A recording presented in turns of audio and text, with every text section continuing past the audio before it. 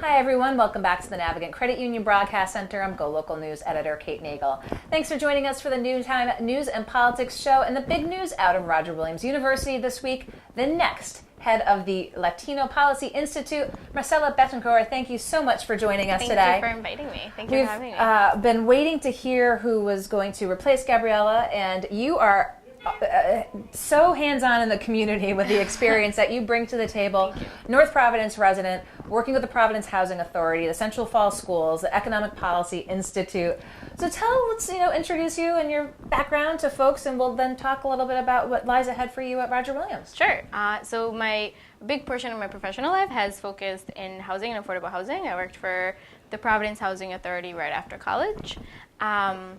I've focused in project management and grant writing. I went on to work for NeighborWorks up in Woonsocket. It was a wonderful opportunity. Then I switched a little bit and went to the American Civil Liberties Union, where I was introduced first to hands-on policy and how it works at the State House. And that's one of the first places where I understood and was able to compare some of the work that you do in housing with the policies that are actually passed. So within the last couple of years, I focused a lot of my work back in the places that feel like home, such as Central Falls, which is where I'm originally from, in the Housing Authority, which is really important to me. So I'm excited and proud that the Latino Policy Institute will be my next home, where I'm hoping to kind of combine all of the love and knowledge and resources that I've acquired over the last few years. Well, very good, and we look forward to seeing what comes out of the Latino Policy Institute, because so much of that research is aimed at stakeholders here in the state to have an understanding of the landscape, of the issues. And we talked a little bit about this facing the Latinx community, and we'll talk after if we think that the Latino Policy Institute will be changed to the Latinx Policy Institute. So with your going to Roger Williams and taking the helm, what do you envision? I know I don't want to put you on the spot, but I'm sure you've had discussions of, what, you'd like to sort of tackle first, again, to get that information out there to leaders in the state to really get a sense of where the needs are in the community. Absolutely. So I think the first step that we want to take, and by I say we, not only myself, but the advisory board and the university, is to really look at our strategic plan and our mission and our vision as to what is needed in our community.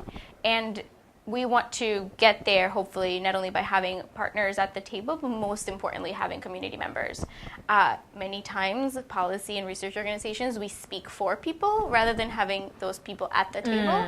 So we are, at least myself, I'm really looking forward to having these conversations with individuals in our community of how can the Policy Institute better reflect your needs and and these amazing reports that are looked at by stakeholders, and how can we grow from that? It was interesting, the conversation, the debate last night here in Providence pertaining to the Fain Tower. Councilwoman Mary Kay Harris, when she was making her vote, did talk about how this issue really shines a light on affordable housing and how it hadn't really been tackled at the city level, needs to be tackled at the state level. Would you say that's one of the top issues that needs to be addressed? I think so. The Latino Policy Institute has done research reports in the past with our partner the Housing Works right next door.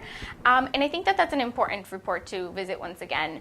As we've seen year after every year, housing is a really big issue, but for the Latino community, we are disproportionately affected by this, not only with homeownership but rental, and so I think that in homelessness, right? And so I think this is something important to tackle and to strategically think about how can we impact it, not just in the city of Providence, but also back in our communities and in the entire state. So affordable housing issues clearly tops. Let's talk education. Yes. Okay. We did just see the release of the RICA scores. Now, the first year that Rhode Island took this comprehensive assessment system. And it was very interesting when I had Neil Steinberg in from the Rhode Island Foundation, who's convening this group of stakeholders to look at how to improve. everyone keeps saying, oh, Massachusetts is this, the golden unicorn, if you will. But he pointed out achievement gaps still persist and exist in Massachusetts. He said they're just at an upper level. So he said they're very aware, they're not resting on their laurels because there are communities of students that need to be addressed. Let's talk a little bit about that and the role of the Latino Policy Institute in looking at how to address the needs of Latinx students here in the state. Correct. And I think the major thing that, aside from what Mr. Steinberg said, is the fact that for decades the state of Massachusetts has still been investing in education at different levels, and our state has not done that. It has not done that for ELL learners and for different people in our communities. So I think an actual investment not only in funding but in other types of resources, professional resources, parental resources, student-centered learning, like these are important things in order to really positively affect our students. So I think that's, and the Latino Policy Institute has done research regarding this. So, and I really look forward to doing this again in partnership with great organizations and districts who are at the forefront of this work every day.